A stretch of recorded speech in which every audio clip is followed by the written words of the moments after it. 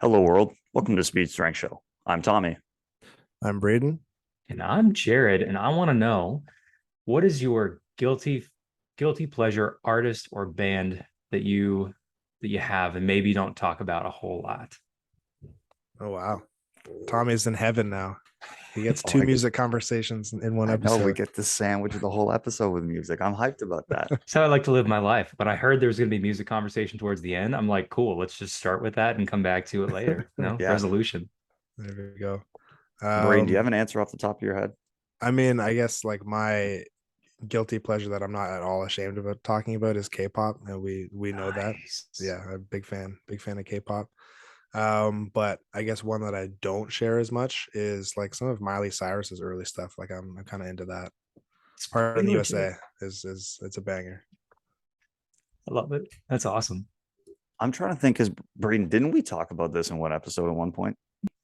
Um, like There's been a few so probably. like as anyone who's listened to the show, relatively frequently, or Braden would know, country music is not my thing. Like I listen to a wide genre of things, but country is just not my thing. But there are a few country songs that I just have to admit that they are like those are certified bangers. And so it goes against my I can't stand country music narrative. But the first one that pops into my mind is American Kids by Kenny Chesney. Like I love that song. Mm. It's so good. I hate country, but that song, I love it. I could listen to it on repeat all the time. So that's kind of my like, you know, I come out strong with the not a big country fan. I've tried it. I can't do it. But then that song just I don't know. I don't know what it is about it. It gets me. And I could listen to it nonstop.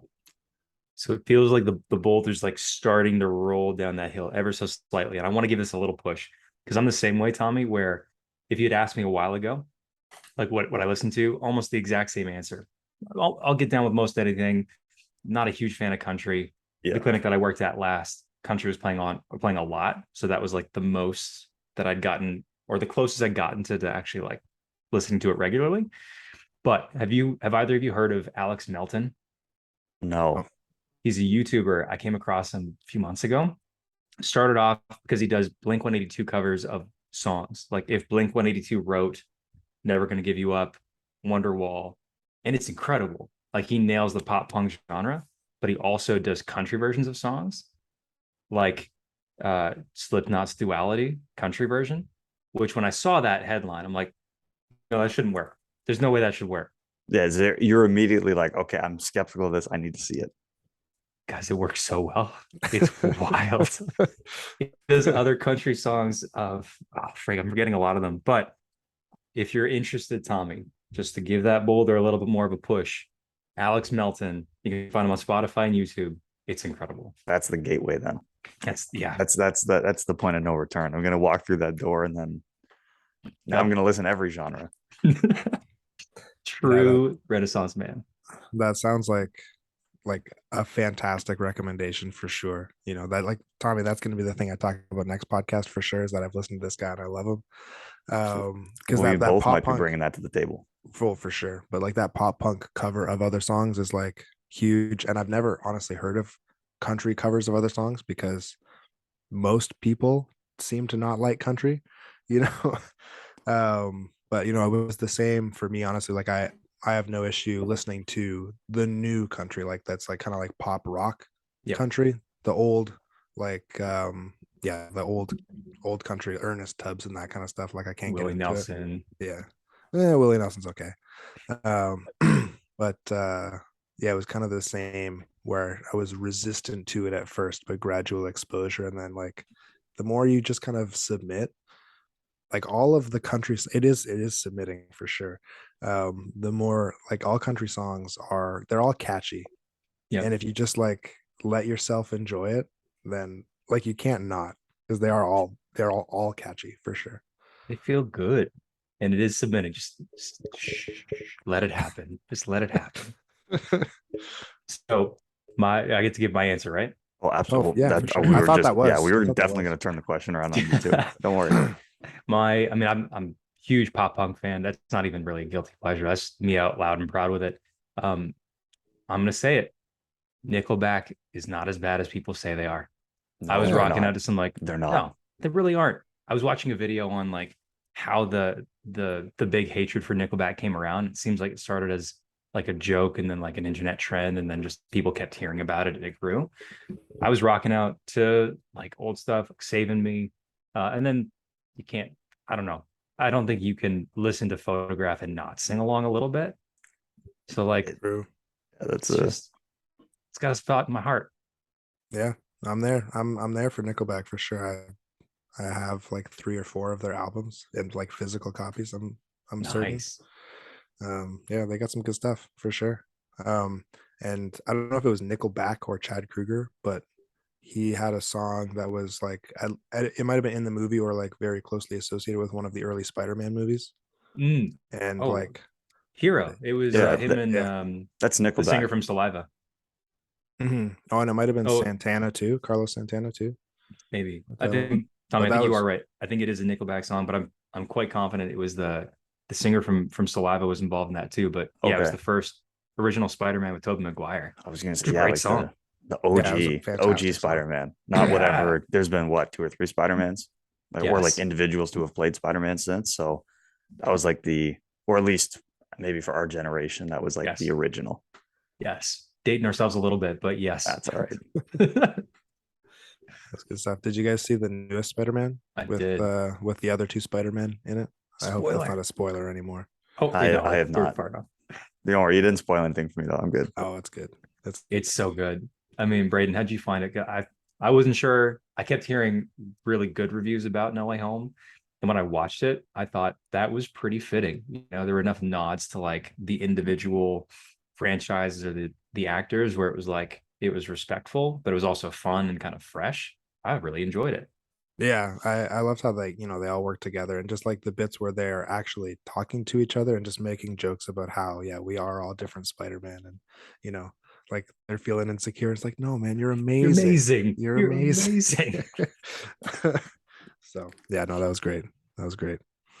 Um, well, anyway, sorry to cut off Tommy's dream because I'm sure he would want to talk about music for the entire episode, but we have other things to get to, especially because we have such a prolific, knowledgeable guest here, Jared Maynard, of Unbreakable Strength, and many other things. I know Jared through the powerlifting world primarily, but it's kind of interesting that I feel like we've been in similar places. Like you coached at Brock when you were at Brock, and I think continued a little bit after you left. I coached a number of the Brock powerlifters. You worked at depth after I worked at depth. So it's kind of a interesting little mirroring. But anyway, I'll let you introduce yourself, Jared. Very Yeah, excited we've to have got you on. some quantum entanglement going on. Yeah. So yeah, my name's Jared Maynard. I'm a registered physiotherapist here in the Great White North of Canada. Competitive powerlifter, owner of Unbreakable Strength, like you said there, Braden. It's a coaching company working with lifters of all levels, from rank novice to had a lifter compete at Masters Worlds a couple weeks ago. So I really enjoy the lifting world, competitive and not. It's played a big role in my life as I've grown, and its meaning has changed and evolved through the different seasons and phases of my life. So love doing that. Also part of the clinical athlete or CALU team, and clinical athlete provider. I'm involved with the clinical athlete powerlifting course run by my good friend and colleague, John Flagg. We had the first live CPC last week in good old Peterborough, Ontario, up at Pulse Physio. Great crew, phenomenal to get that back in person. And yeah, you brought up Brock. Excuse me. You would know Conrad Davies then, right? Yep. Yeah. I mean, I don't know if you can be involved with Brock powerlifting and not know Conrad. So And his yeah, brewery. that's right. Which I still have to get out to. It's Breakwall fantastic. Brewery, is it? Oh yeah, that's great. Excellent. Shout out Breakwall Brewery in Coburg, Ontario. It's no Port Colborne. Sorry. Yep. So I met Conrad through at the gym we trained at, because he and his now wife Tegan, we trained at the same gym, and then that was my in with the Brock crew, which is really cool. Met some really cool people through that. So as far as what what my time's filled with these days. It's full-time coaching. I did work in the clinic. Clinical career was about 6 years, and then now I'm full-time digital between coaching. I'm also involved with the Honey Badger Project, small business incubator. I'm on staff there, involved with clinical athlete, like I mentioned. And then the rest of my time I'm spending lifting weights in my basement and running around after my 3 young girls who outnumber us, and they keep things really fun and interesting. So that's me in a nutshell. Very cool. Very cool. Yeah. So very exciting to have, someone with all that experience and knowledge on to, and we're talking about, it'll be a meandering conversation for sure, but, starting with, rehab and training around and through an injury and, all those good things, a lot of ways to approach that kind of a problem. So I guess broad question that I wanted to start off was like, what is your thought process when an injury occurs? I guess an acute injury is going to be quite a bit different than when pain pops up after consistent. You're thinking more of like an overuse or repetitive, or a lot of different ways that the nervous system can be involved there. But when there's pain, what is your thought process? How are you starting that problem solving? For sure. It's a really great question. I love talking about it. And, exactly how it manifests it follows similar principles. The nuts and bolts might vary a little bit, but I'm going to answer it particularly in the context of lifters or athletes.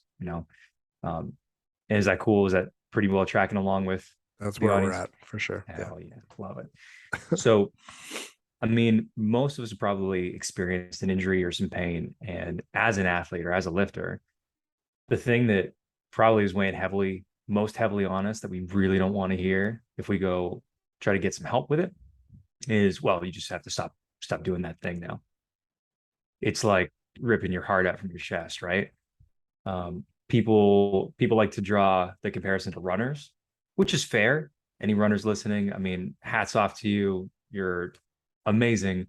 Tell a runner not to run, they're like, cool, I'm just not coming back. I'm going to keep running and find someone who can give me that permission, because I'm going to do it. In my experience, it's the same for lifters. Even if lifters aren't the go-to group to point at, but that's for different reasons. Usually it's because we like lifting. It's fun. It's fulfilling. It's challenging. And, probably for a lot of us, it helps us feel accomplished, empowered. We can give more to people at home, at work, whatever the case is. So when there's something that stops us from doing that, like pain or an acute injury, something like that, and then you double down on that with someone else saying, yeah, you just can't do this anymore, it's a bad time. And I don't say that flippantly, because I've been there as that person who has been hurt and is like, am I going to be okay? What do I have to do? And then have someone not really seem super helpful with that. And I've also been on the flip side of it, where someone says, okay, cool. Tell me about, where you're at. What happened? Where are you trying to go? Like, what would a win be here? What do you think we need to do to get there?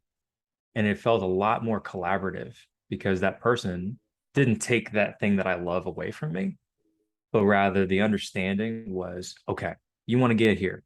I'm with you. Let's figure out how we do that. Get all that information.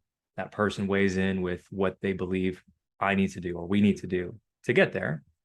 Maybe some of the bumps and bruises we might take along the way, but also how we'll respond to it. And just the place that I've ended up, even after that first interaction, in person or digitally, because I've done it both ways, it's just wildly different. Where I would leave that interaction feeling like someone understands, for one, we can speak the same language, and two, there's a plan in place. I'm gonna be okay, and like I'm not having to do it alone anymore. So that's kind of a broad overview of where I start. But did that make sense? And any follow-up thoughts or questions on that so far? I mean, just 100% agree. I've been in that kind of a situation for sure. And that's the reason why I work with the people that I work with when issues pop up, because I know that they understand that, like, the goal isn't to not be in pain anymore. The goal is to not be in pain while I'm doing this thing, while I'm continuing to work towards my goals, because I think if there isn't that understanding, the clinician or coach or whoever is assuming that the goal is get out of pain. Okay. It is very easy to get out of pain if you just stop doing the thing that hurt you, and yeah, cool. And then that's kind of like easiest or like lowest path of resistance for the clinician. Like, I don't have to do any work now. You just stop doing the thing and then we're all good. But we're a human being with goals. And the reason, we pushed so far that we hurt ourselves doing this thing is because it means a lot to us, and so like, if you're not going to help me towards my goals, then you're saying my goals don't matter. Like, okay, I'll find someone that does have that, because that knowledge is out there, It is. So. Tommy, I want to kick it to you in a sec if you got anything, but there's a perfect illustration of what you just said there, Braden. Excuse me. There's a guy, a client of mine, who he's been dealing with low back pain for probably like 5+ years now, 5.5, and debilitating enough where it stops him from lifting, particularly barbell squats and deadlifts, but other things are affected. And he had seen, I think it shook down to either 1 or 2 physios and a chiro, or 1 or 2 chiros and a physio. The professions matter a little less than the pattern of, it seems people that given their diagnosis or their assessment of what was going on and what he needed to do, and he got treatments or like hands-on treatments. And I have nothing inherently against hands-on treatment. We can talk about modalities and their role in, somebody's recovery or their path through an injury or pain experience. I got nothing against it. But to me, it really does need to be put in its place in the hierarchy of what's going to help someone get where they want to go most effectively. Anyway, so he got treatments and he got like these low-level rehab-y type exercises. And again, nothing wrong with rehab-y type exercises. And I'm talking about like glute bridges, I'm talking about banded work, and like, cool, they got their place. But it never progressed beyond that, so that his back felt better at a certain point after a few months or whatever. And then he'd go back to the gym and start doing the thing that he wanted to do, which was barbell squatting and deadlifting and all that stuff. And then right back at it again with the pain. So like, rinse and repeat for 5 years, I think anybody would be exceedingly frustrated and kind of at the end of the road. So just really highlighting exactly what you said there, Braden. Well, and that was the point that I liked that you brought up was, like, I don't want to say it drives me, mad when clinicians say to athletes, or like in this case, I'm grouping lifters as athletes, deadlifting, squatting, benching is their sport. When you completely take the sport away, there's a time and a place for it. If I have a grade 3 hamstring tear, well, we have to take sprinting away from you, for example. Or if you, again, some sort of major acute injury. But to me, there's always a backup plan. There's always a plan B, a plan C, a plan D that closely relates to the sport or the activity that I think can help. Jared, you touched on like the mental piece too. You take away the thing that person loves to do, and you've kind of siloed. There's like this, it's just a physical thing, but it affects the person emotionally, cognitively, physically. You've taken everything away. So every clinician that I've worked with, that at least I've gotten along with really well, has always been encouraging of okay, maybe we have to take plan A away because of what you're dealing with, but here's plan B or C or D that closely relates to that activity. That way, the athletes I see, we still have them on the track. Maybe they're not doing exactly what everyone else is doing, but there's still things that they're doing to be involved with at practice. And they're still doing things that look and feel like track and field. We still have the athletes come up to the weight room. Maybe I'm not giving them the exact exercise I had on the sheet initially, but I'm giving them something that relates to the goal or the outcome. And I think that's such an important thing. So bringing up that, you can't just walk away from whatever activity you're doing and then come back to it 3 months later and hope that everything was good. You need to find that progression or that balance of bringing things back. Totally agree. And, it's one thing, what I see a lot, understandably, is hypotheticals or situations of, cool, we got this athlete, here's a situation, they got a hamstring tear, to use that example. What do we do? Like the nuts and bolts of how do we modify training? What do we do for rehab? How do we get them back where they want to go? all of that is needed and necessary. But that mental piece is like, it's like an iceberg, really. There's just a lot to it. And as you start to pull on one thread, you realize how many other things are attached to it. But exactly the way you said it is, how I operate. If I think it's really important, if you take something away from somebody, try to give them something back. Because that, I don't know, I look at it as almost like we got those scales and we're trying to like balance them out, as a rough analogy, while doing the things that we physically need to do, that we mentally need to do to take that next step and ultimately get where we want to go. 100%. Sometimes we got to make a trade-off, but I think it really is important to make it an actual trade-off. We're like, cool, we got to take this away. Here's why. Does that make sense? And have that conversation about it and get that signing off from that athlete.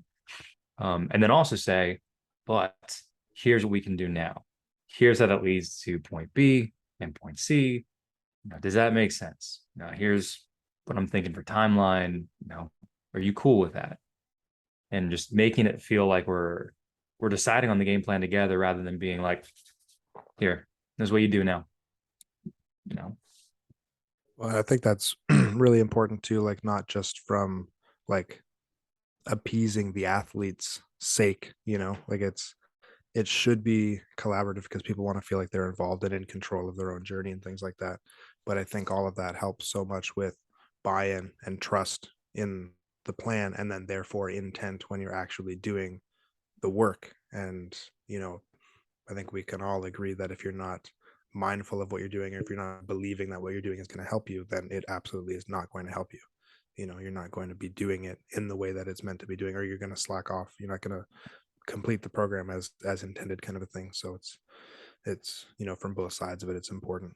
And I personally believe too that the mental side and the belief that you are going in the right direction is very important, like on its own merit, even without the intent piece and like actually doing the work piece as well.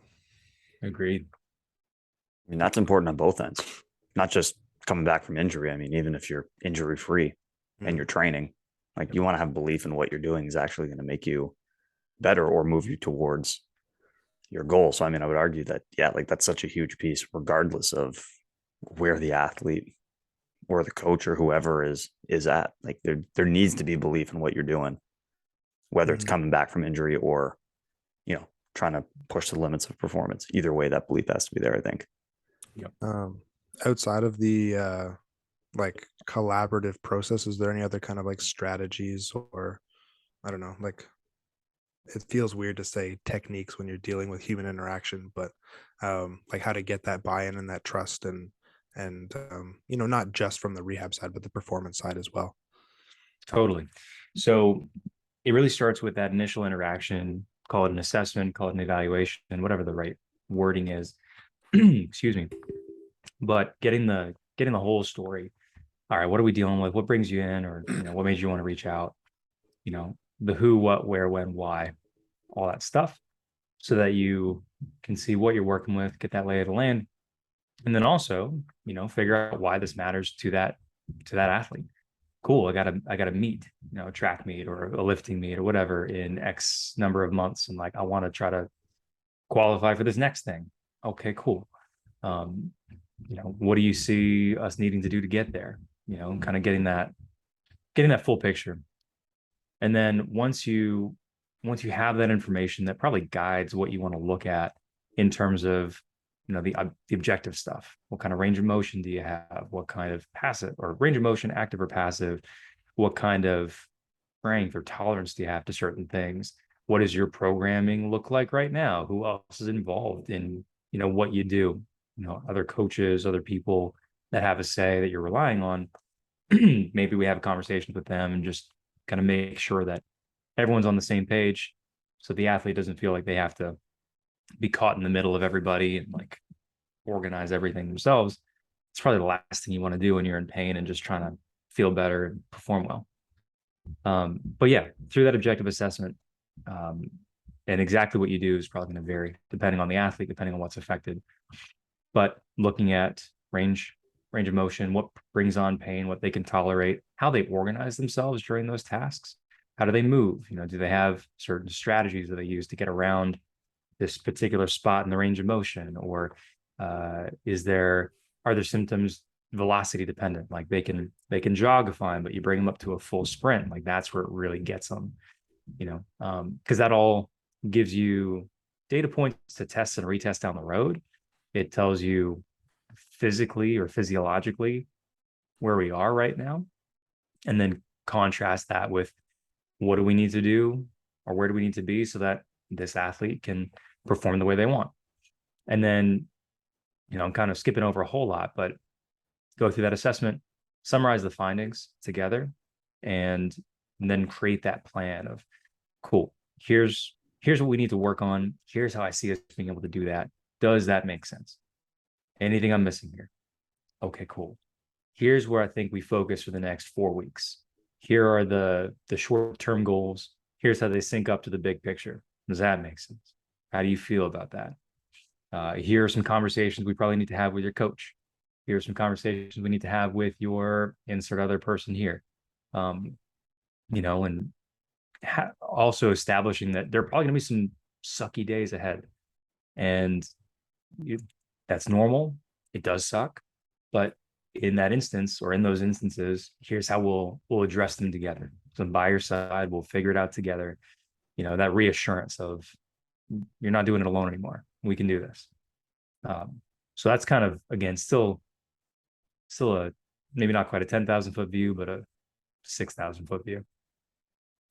Yeah. So really just, laying out the plan and like, I'm on the journey with you kind of a thing. Yeah. Yeah. That's awesome. I think that's very, very important to feel like, I guess it really just comes down to they know that you care kind of a thing and that you want to help and you understand where they want to go. That's it, man. Excuse me.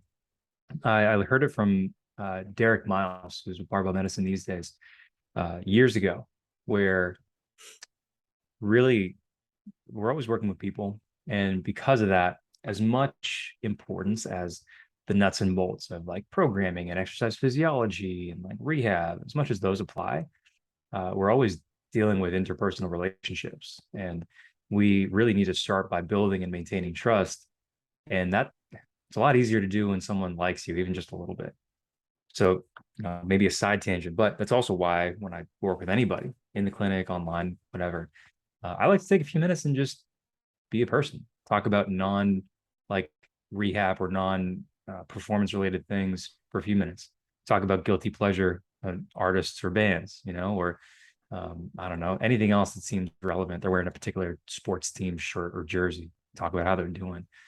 And then, after a couple minutes of that rapport building, then lead into the conversation. But I think it's important to start by building that trust intentionally, and then explicitly say, like, I want to make sure you feel supported here. I want to make sure that you feel like you're getting everything that you need. So I want to make sure I hear all your questions and just we check all the boxes, and then make sure that our actions sync up with that. And it's way easier said than done, but shooting for that target and getting those reps in helps to get a little closer. Mm-hmm.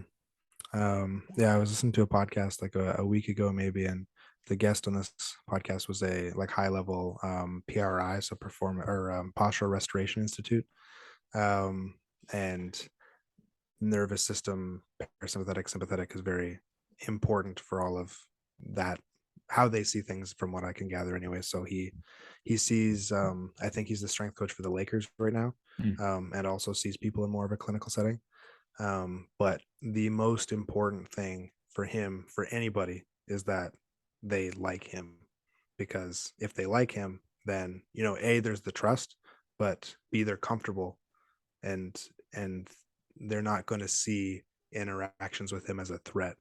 And if you see it as a threat, then now you're sympathetic, and that's going to change how your body physically organizes and like the chemistry within your body and all that sort of stuff. And so like it starts even before the interaction, where if people go to see him in his clinic, it's like a really, really nice building. Like his prices are crazy high because they want him to seem like an expert kind of a Mhm. thing. And like there's a concierge and you get your tea and then you got this like nice gold elevator kind of a thing. And it's really interesting how all that stuff can impact it for sure. Big time. And I think an important thing to say here, I'm anticipating somebody listening to us say this. I want people to like you, and I'll stand by it. But then wondering, what if they don't? Do I have to put on a mask? Do I have to pretend to be somebody that I'm not? And I'll unequivocally say no. No, like, don't try to be somebody that you're not. And not everybody's gonna like you. That's just the reality of it. That's welcome to interactions with people. But I do believe, and I have seen it in practice, that with practice of even just some basic interpersonal or communication skills, being able to be present, starting with intention really matters. Like, coming into any interaction and answering the questions in your head of, at the end of this, how do I want that person to feel? How do I want to feel at the end of this? And have that kind of be the guiding line. So if you want that person to feel heard, understood, respected, cool, we can start there. And you don't have to be best friends with everybody that you work with. You're not going to be. But we can conduct ourselves in a way that makes people feel heard, respected, understood. And, hey, if at the end of the day, we're really not meshing, or maybe we don't have the skill sets that person needs, cool. It says a lot to be able to put that on the table. Cool. Hear where you're coming from. Seems like what you're looking for is this. That sound right? Cool. I'm not sure I'm the best person to give you that, but I have some ideas on who might be. Is it okay if we start looking at who might step in here, or who might bring in, who can give you what you're looking for? That goes a long way. I've done that a bunch, for both skill set reasons and personality reasons. So trust is important, rapport is important, but equally as important to be genuine and to not feel like you have to be someone that you're not. So there. Well, and ultimately, I think that just leads to failure. If you try to be somebody you're not, or if you try to, work with somebody with a skill set you don't have, like at some point you're going to get exposed. Yep. Like you can't. There's going to be a point where you just, like you said, you don't have the personality or the personal beliefs or values that meshes with that person, and it'll become clear at some point, or you're going to reach a roadblock in the either performance training or return to performance training, where it becomes pretty clear, like, yeah, that's a skill set you don't possess. And so at some point you're going to get caught. And then, I would argue you've done the person a big disservice, because you've maybe taken them further down a path maybe they shouldn't have been going down potentially. Now you have to kind of kick it in reverse and go back and then find the new path. And you've, kind of wasted your time and their time and not led them probably in the right direction. So I think even though you say, hey, I put that on the table, maybe it feels like taking a step back. That might be the perfect lead into a one step back, two steps forward, rather than taking 3 steps down the wrong direction. 100%. There is no faster road to losing trust than pretending to be someone or have something that you don't, because you're exactly right. You're going to hit that roadblock, and then everything falls apart. And that is different too from maybe you start in a place with somebody and you have the skills, or you have what you need, to help them out, and then taking that as far as you can, and then recognizing, okay, cool, I've taken you about as far as I believe that I can, or you're starting to get close to it. Let's start having a conversation about who you need to take you the rest of the way.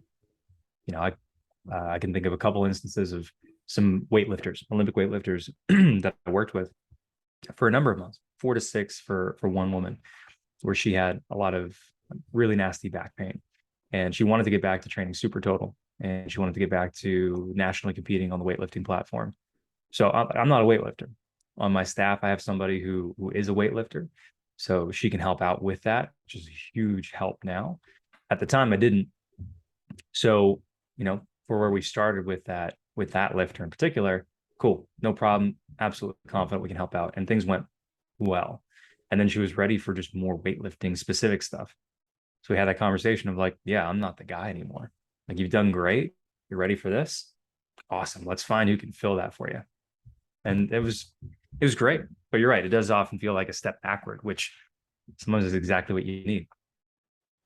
I mean, in that case, that's almost a perfect example of the perfect handoff from, a clinical setting back into the sport setting. And ideally that's kind of how it should work. If somebody gets banged up and they're injured, the number of times we had an acute injury, sorry, with an athlete I've worked with. And, that first week you kind of tell the athlete, hey, you're in whoever's world, the clinician that they're seeing. That's not my skill set. That's not, like, you need to see that person. We need to restore whatever range of motion you need to have, whatever done. That's not my world. But then when things are progressing forward and we start to get more back into the performance side of things, well, now maybe you're in both of the worlds. You're seeing them for a little bit of treatment. You're seeing me for a little bit of training. And then once we're fully back, then it's like you're back in training. And maybe you're still seeing that clinician for, routine work or things like that, but we're back to where we're going. So that story to me is almost the perfect example of a clean handoff of moving from the clinical rehabilitation, getting back to performance world, back into the sports side of things, and doing probably ultimately what the person came to you to see was, hey, I want to get back to weightlifting. And now you've gotten them back there. Exactly, man. Yeah. And it's exactly what she did. She got back to, it took a little while, but she had her first meet back, I want to say earlier this year. But no, hold on a second. She competed at the Arnold, and it was kind of a token meet for her because she didn't hit numbers she was hoping for, but she was still able to get back on there, and she's still going pretty damn strong. So yeah, I would agree absolutely with that handoff. And I think it comes down in terms of qualities to humility for us as coaches or professionals, staying in our lane, which, people talk about a lot these days, but knowing roughly where our lane begins and ends, and having the humility to say, hey, cool, you're ready to switch over to that lane. Let's find someone who can help. So going off of that, but I guess a little bit of a pivot, the interpersonal stuff is obviously some of the most important work, but we're all nerds here and are really excited about the nuts and bolts too. And pain is often something that is outside of the scope of coaches, I would say. So from your perspective, like, is there a guideline of like what is okay to push through, what is okay to work around, when is it for sure you need to be referring out? Like, if somebody breaks their leg, like, I know that's outside my scope, but other things like knee pain when you squat, that's a huge thing. And I'm of the opinion where I don't want you to stop squatting because I know that's how you're not going to get where you want to go if you stop squatting. But sometimes you have to stop for like a week or two, and it's just like, where's that line, as somebody that is dove into the pain science and the rehab side a lot more than we have, obviously. It's a great question. So the guiding principle is we want to try to find that entry point to loading, and that thing that ideally lets them hold on to as much of the thing they care about as they can, while also moving the needle towards where they want to be. So sticking with like the knee pain and squatting example, it's going to depend a little bit on what the track record to that point has been. If I'm working with somebody who's really frustrated, there's a lifter who, national level power lifter in the 105 kilo class, squatted mid sixes. Typically, he benched in the mid fours and he pulled in the mid sixes as well, I want to say. He was dealing with bilateral knee pain for years. Some switch on and off in terms of which side was giving the most trouble at the time, but it was really debilitating. And every time he'd squat, it was hurting him. And it was compounded by the fact that there was always that reference of like, I should be here, or I used to be able to squat 650, 660, and like 225 feels like nothing, but it hurts my knees. So like, what do I do? So somebody like that who's really frustrated and wants to not be hurting, but also wants to keep training, we might lean more heavily on things like variations that give us that entry point to loading, depending on where his triggers are. So that's part of what I'm looking at in the assessment, both in what they tell me and then what we look at together, how they're moving, all that stuff. Usually there are going to be some triggers like intensity triggers, how much weight needs to be on the bar, how hard do you need to be pushing, or how fast you need to be moving for the pain to start to really ramp up. Sometimes it's a volume trigger. So when I do a 5x5, I'm dead. If I do, 3x3, not so bad. Or they know by rep 3 in a set of 6. That's where things start to get a little dicey. So that tells us something. Velocity too, like I mentioned, how fast you need to be moving, range of motion. Say for bench pressing, yeah, when I get down to about an inch off my chest, that's where my shoulder really starts talking to me. Lockout's fine. Up to midway, not a big deal. But down off the chest, that's tough. So knowing all of that, we can usually find a way to have them do something that looks like a squat, bench, deadlift, just to keep with the lifter analogy, but hopefully avoids those triggers. So the lifter I mentioned before with his knee pain, I tried a bunch of different things. We used tempos. We used limited range, both with pin squats and box squats. That was somewhat helpful at the start. I say somewhat just because his knees were so sensitive at that point that we really still couldn't get around all of the pain, which I think leads back into your question, Braden, of like how much is okay to push through. It's a conversation I'll have with people. I'll tell them, hey, look, we can make friends with some pain or discomfort. Maybe I'll give them a guideline of if it's manageable, okay, we're cool. If it maybe increases your symptoms, but it comes back to baseline in a reasonable time frame, let's say within 24 hours, okay, we're probably cool. And if it doesn't take you out of commission from the things that you need to be able to do, like you don't just squat and then you can't walk when you really need to go up and down stairs, you need to go catch the bus to go to work, whatever the case is. If we're not dealing with like having to rob Peter to pay Paul, we're probably fine. Some people really like having numbers because that's how the brain works better. So like 0 to 10 scale, 10 out of 10 is like the worst pain you ever experienced. 0 is none. Maybe we'll talk about 0 to 3 is kind of like green light territory. 4 to 6, 7, yellow light. Doesn't feel super fun, but we'll be all right. 7 to 10 or 8 to 10, like that's probably where we need to make a change. Depending on what clicks for them, what they feel they do the best with, we'll set those parameters in place. But with that understanding that some discomfort, some pain is expected, it's okay, so long as it's manageable. And I like that word because it means different things to different people. And one of the tricky things about pain is that it is subjective. I've heard clinicians through the years, usually it's like in the back room or the staff room talk of, yeah, I saw patients who just sitting there said they were 10 out of 10 pain, but you're not 10 out of 10 pain because you don't look like you're in it. It's one of the tricky things. It may not look like it makes sense to us, but I can't tell you, Tommy, like, oh no, you're only in 4 out of 10 pain, because how the hell would I know?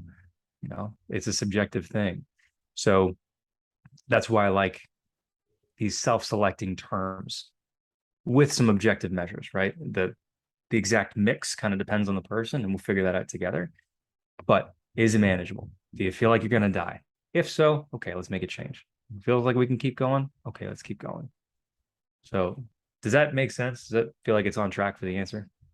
Yeah, 100%. 100% makes sense. And that's, I mean, from everything I've seen from, what you post and how I tend to approach things, some people are more volume dependent, some people are more intensity, some people are more range, it's all depending on the issue, of course, and that's all very helpful things to keep in mind when working around an issue, and like Tommy has talked about similar stuff too with like in the track world, you can change range or change, um, velocity and things, but still keep the intent very high and things like that. And so it makes a lot of sense from working around an injury and still continuing to progress as much as you can towards your goals while not being in excruciating pain. And then I guess where it gets fuzzy is I'm sure at that point you need to be doing some other work to address whatever you see as the root issue. Um, but then I guess, and I'm not as much in this world, so I don't know, but I guess my impression is some of the time it's just exposure. And like if you can find an entry, then you can sort of teach the nervous system like, hey, this isn't that bad. And then you can just kind of over time keep inching up a little bit, a little bit, a little bit. And then, you know, day one, you're doing conventional deadlifts and it's 5 out of 10 pain with 135. And then day 100, you're doing conventional deadlifts with 0 pain at, 405 or whatever. And it's just exposure. And then knowing that difference is obviously tricky too. It is. I mean, you're spot on. There are absolutely times where it really is exposure that we need. A really clear-cut example, it's similar, but maybe a little different, is post-op. Well, post-op, most things, but especially knees and hips, ACLs or full joint replacements. Like we need to push into that range of motion, and it sucks. It really does. But you need it, because if you don't, you're not going to get that range back, or it's a whole heck of a lot harder to get it back. So that is, again, more acute because we're post-op and someone went into your body with a knife and like did a whole bunch of stuff. And like, yeah, it's got its own considerations. But even if we're talking about something that's not quite as invasive, you got a back injury, whether it's a muscle strain or maybe it's related to discs or whatever the case is. Yeah, at a certain point, once we've ruled out the nasty stuff, doesn't look like anything's broken, you've got decent nerve function, stuff that we'd want to send you to the hospital for right away. And cool. Depending on how open people are, that might determine exactly where we start, but we do need to start to make friends with a bit of that border of like, this doesn't feel amazing. I don't love this with my whole heart, but I'm also not about to run screaming from the room. Okay, cool. Maybe we spend some time there, and maybe we gradually work work our way up in terms of time spent. To use the example you gave, Braden, like maybe we keep 135 on the bar for a deadlift, and maybe we keep it off of blocks, and it's a 3-inch block, and that didn't feel amazing. We keep it there for a week or two, and our barometer might be how sucky did it feel? Less sucky than last week? Sweet, progress. And then from there, we might add more weight at the same height. So we're not changing range of motion, but we're changing intensity or loading. And then by nature, we're also changing volume a little bit. How'd that go? Not too bad. Okay, sweet. And then you might decide, all right, we spend some time at this range of motion, this load. Let's lighten the load, bring it down to a couple plates on the ground, 1-inch block. More range of motion, less load. Doesn't feel terrible, doesn't feel amazing, but again, it's that like these little steps forward. Assess, do we need the next step now? If so, is it option A, B, C? And sometimes you get it wrong. Sometimes you figure, okay, this seems like it makes sense. Let's go down to the floor. Whoa, that doesn't feel good. Okay, cool. Let's go back up to the blocks. Didn't think that was going to happen. I'm sorry. That's not super fun. I got some ideas. Where do you think we need to go from here? And it's that momentary check-in with that person, with the athlete. What do you think? And this is, again, going back to maintaining that trust, that buy-in. And sometimes athletes have or often they have really great ideas because they happen to know their bodies really, really well. And I've had athletes and sometimes students who are on placement with me, either or, they'll ask like, hey, what about this thing? And I'm like, that's a great idea. We didn't do it because I didn't think about it, but I'm glad you brought it up because we're going to do that next time.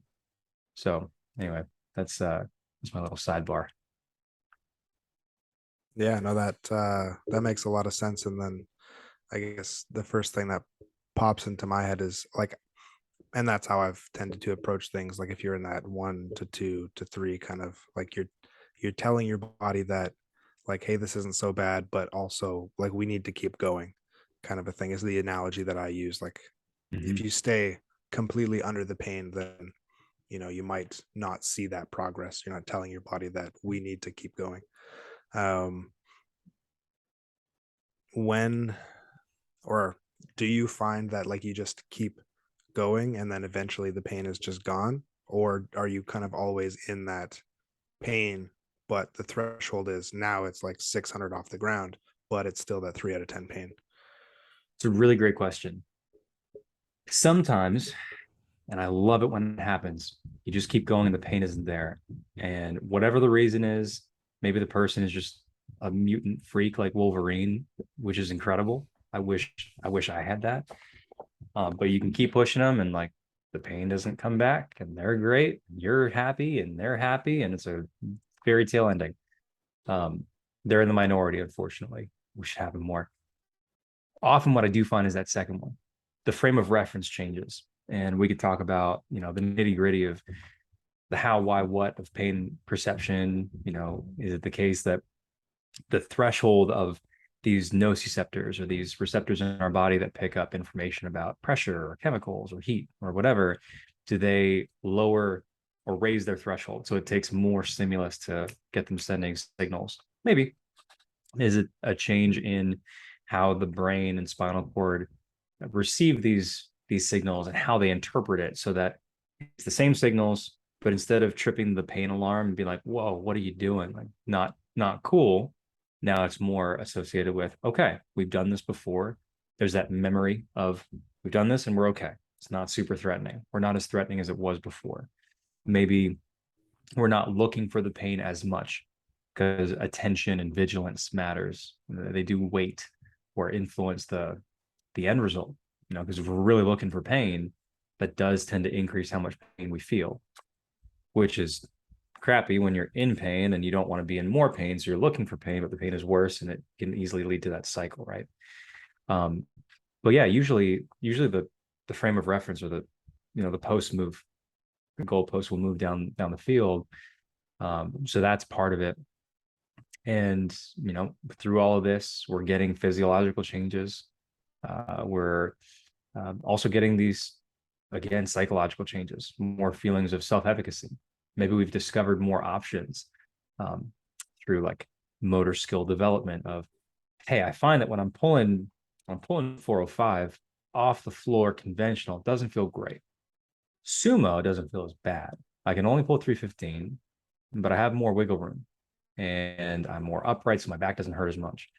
Or maybe we're using a trap bar or some other, maybe some accommodating resistance. I can do like some conventional banded deadlifts off the floor with 225 with like, I don't know, 50 to 100 pounds of resistance with a band at the top.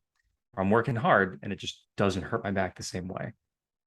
These are all things that if we feel like we have options and places to go, it usually means that we either aren't as threatened by the pain that we feel, or we feel less pain. And it's a funky thing.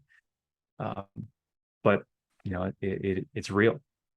An analogy that I like to use just to drive it home, because I always love analogies and stories, is, have either one of you guys been on a train or a bus or in a car and really had to go to the bathroom but didn't have a bathroom nearby? Oh yeah. Yeah. 100%. Cool. Yeah. We all have, right? There was one bus ride I was taken from a little north of Toronto to see my girlfriend at the time. She was up near Collingwood. So for anyone not familiar, that particular bus ride was like an hour and 15, hour 20. So I was at the bus station, drank a coffee, had to wait for the next bus. Just before the bus came, went to the washroom, got on the bus, and then realizing the coffee was a bad choice because I had to go to the bathroom again. No bathroom on the bus. We're driving through farmland. There's nothing. I gotta wait. And it was that lack of options, like I'm stuck here, where it made that sensation of needing to go to the bathroom even worse. And even after that instance, still, if I'm in a car or a vehicle and like I know I've got 3 hours before I can use the bathroom, without question, there's more of that awareness of how's my bladder doing? How close am I to needing to use a washroom? And I just feel more of that sensation of needing to go, even if physiologically there is no difference. And if I knew there's a bathroom down the road or down the hall, I can go for 3-4 hours and not think twice about it. It's similar when it comes to pain and the options that we feel like we have. Maybe an odd analogy, but I feel like it fits. Yeah, I mean, it makes a lot of sense, and it's such, to your point, you get in that cycle. It's such a hard thing to break, because you want to be aware of it. I guess I find that I'm only worried about being aware of the pain if there's a chance that maybe it's like a structural something, and like I'm worried about doing more damage. Because if you're worried about creating more sensitivity within the nervous system, like you don't want to do that too, obviously, but it's less worrisome than if a grade 2 hamstring tear turns into a grade 3 hamstring tear. Yes. Kind of a thing. So I guess that all comes down to your assessment too, if it's more structural, more nervous system kind of a thing. Yes. Well, I would absolutely agree. I mean, if you're talking about, cool, you got a grade 2 hamstring tear, or another relevant example, lifter of mine, the one who competed at Masters Worlds in June, she had a really bad ankle sprain. One of her ligaments, forgetting which one, there was some lack of clarity in the reporting that she got after the imaging. One of them just isn't there anymore. So it was really hard for her to even walk downstairs, let alone squat to depth or do that heavily. So that was something that absolutely factored into how far we would push, because there's a real acute injury. There's legitimate chance of, if we push too hard, too fast, more bad things happen, and it's just not going to be a good time. So we have guardrails, range of motion. We were doing box squats or pin squats. Once we could get under a bar, we were using leg presses or hack squats to get some more leg work, but really limiting based on comfort for her. The nice thing about acute injuries, or pain in general, if we can call it that, is it usually does a really good job of telling you, hey, chill the hell out, because we're getting close to some sort of threshold. Usually, not always, most of the time. So yeah, it helps if you put up those guardrails, and if you talk about why those guardrails are there, because we probably all know athletes or are athletes who will push into territory that we probably shouldn't push into. I'm just saying that as an unrecovered meathead. So having those conversations is often pretty necessary. But yeah, exactly right, Braden. Oh, you go, Tommy. Yeah, no, I was just going to ask about, like, you've brought up a bunch of examples where almost kind of leads into this question perfectly. I love to ask any clinician, their ideas or their thoughts or their workarounds with developing other aspects of the athlete, even though there's an injury in place. Because I think even if, in this case, if you have a power lifter and maybe they can't squat or they can't bench, like maybe it's off the table right now, or it's off the table in the exact way you would do it in competition. So maybe in their mind, it's off the table. There's still the variations and things that you've talked about, but there's, any sport action, there's an underlying, base level of qualities or abilities that support how we perform that action. So I'm curious to hear some of your strategies for, maintaining,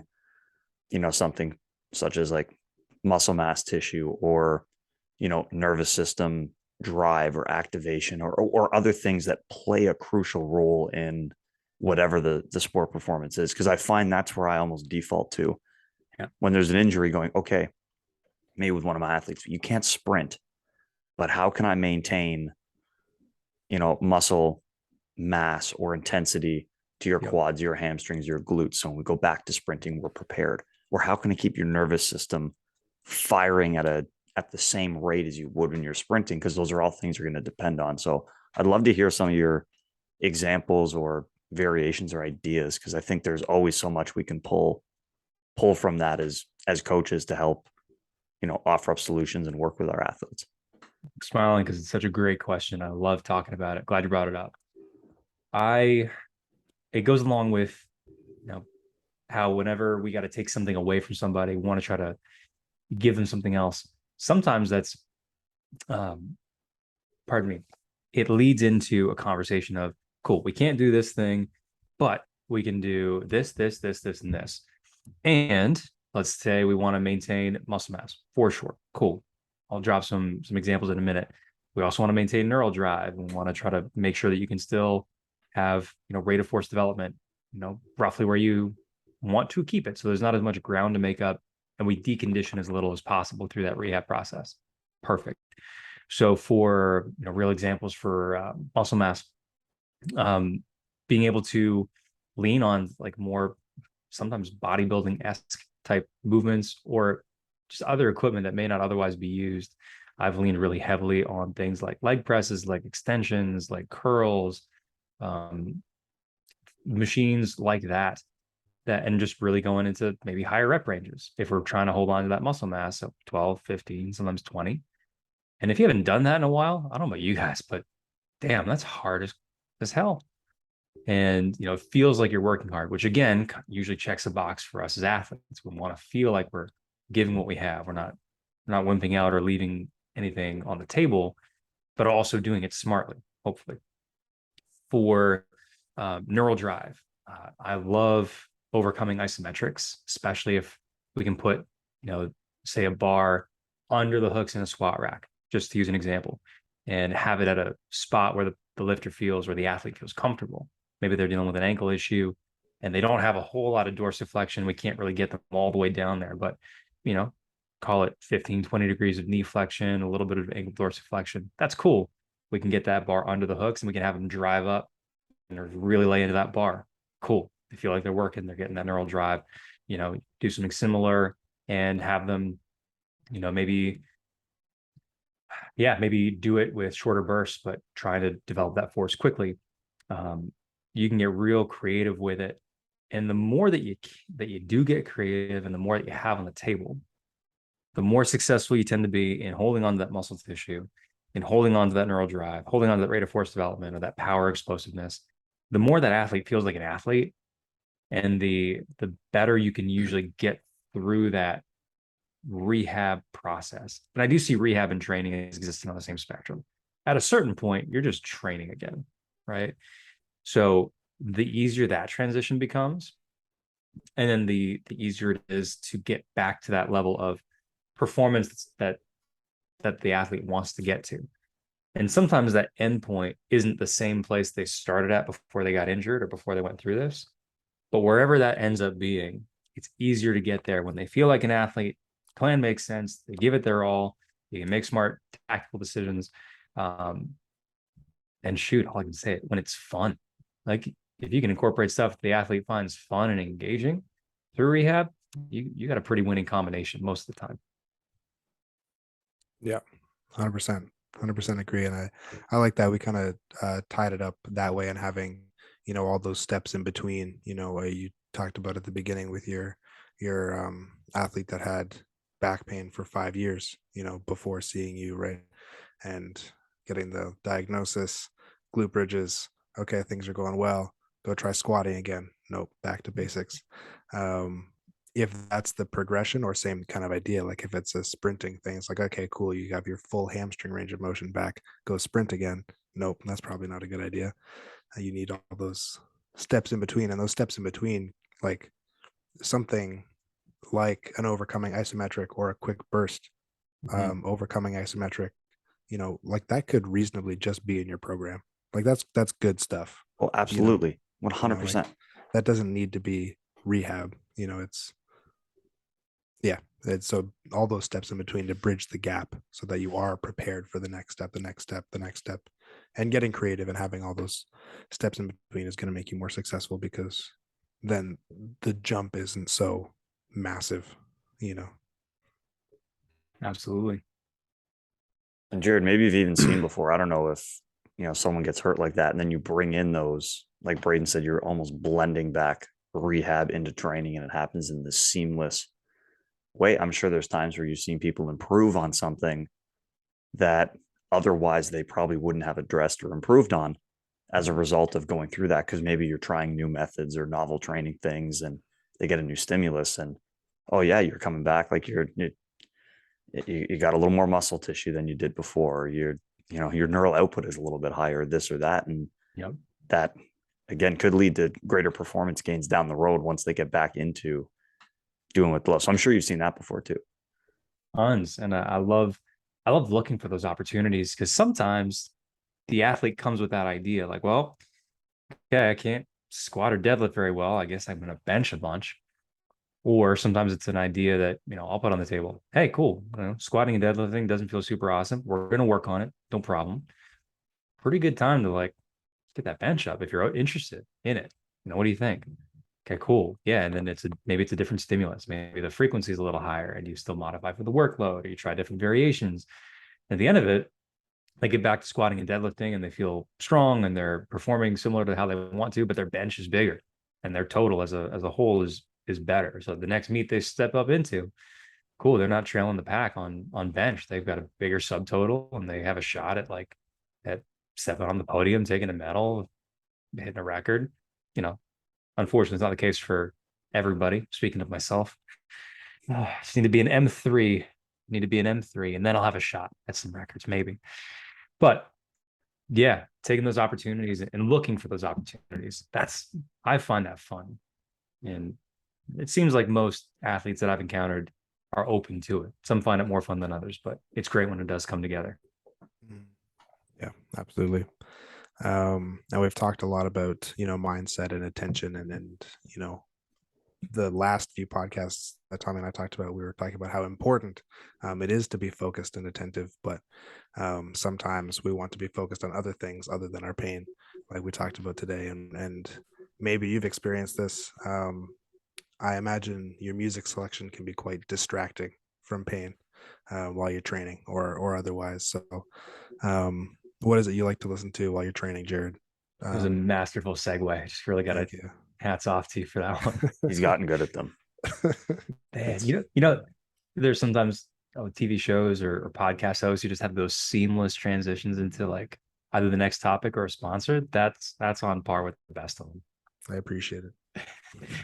What I like to listen to when I'm training, so usually metalcore, metal, those are pretty common staples. So go-to bands for me, Architects, Beartooth, or some hardcore punk, As I Lay Dying, Killswitch Engage, can't really go wrong. Trivium has been a good one. I haven't dabbled too far into other like metal subgenres, so deathcore is something that I'm looking at the door. I'm not yet knocking on the door, but I'm looking at it. And so I have people recommend some Lorna Shore and Diarder's Murder and stuff like that. But those are usually go-tos. Pop punk, again, my not guilty pleasure. I'm all about it. So that's a feel good music selection. And then also like I grew up, or my first concert was Daughtry. So like that radio rock, like in that Nickelback genre, I'm good with it, man. It's fun. So those are some go-tos, but sometimes Spotify tosses a gem like a way back or something like that. And that's also pretty fun. Yeah, 100%. What about you, Tommy? What are you pulling out of the 80s this week? Yeah. Pulling a little bit. Well, yeah. So Jared, if you don't know, I'm a big fan of 80s stuff. Nice. 80s synthwave stuff, or 80s sounding synthwave stuff that was written 3 months ago. Big fan of that. Big fan of 80s metal. Like nice. I love all the metal from the 80s. So yeah, I'll pull kind of one of each. I came prepared with one of each. Found a new synthwave vocalist, Prism. She's collaborated with a bunch of other synthwave bands that I tend to really, really like. So kind of doing the Spotify deep dive on that. And then also had a metal playlist, and then In Flames came up and I was like, man, I haven't listened to In Flames in forever. So went back and pulled up the Jester Race album and was going through that, some of their original stuff. And I'll probably, they came out with a new album that I didn't listen to like super deep dive. So now that it's kind of re-sparked that, I think I'm going to go back and listen to that album, but kind of diving into some new synthwave stuff that I found and reviving some old metal stuff I hadn't listened to in quite some time. It's the best, isn't it? It, like you said, Spotify throws you something, you're like, I forgot about them. Like, whoa, this is great. This is great. Braden, what about you? Yeah, actually, I know this is always the toughest part of the show for you as like the non-music guy to find something. Yeah, well, I did listen to some new stuff. Well, new for the show anyway. I had my championship flag football game last night. And so on the way there to get hyped up, I was listening to Armin van Buren. He's a Mhm. DJ, and like a lot of like tribal mix type stuff is pretty cool. And then on the way home to cheer myself up after our crushing defeat, Uh, um, I was listening to Owl City. Oh Um, man.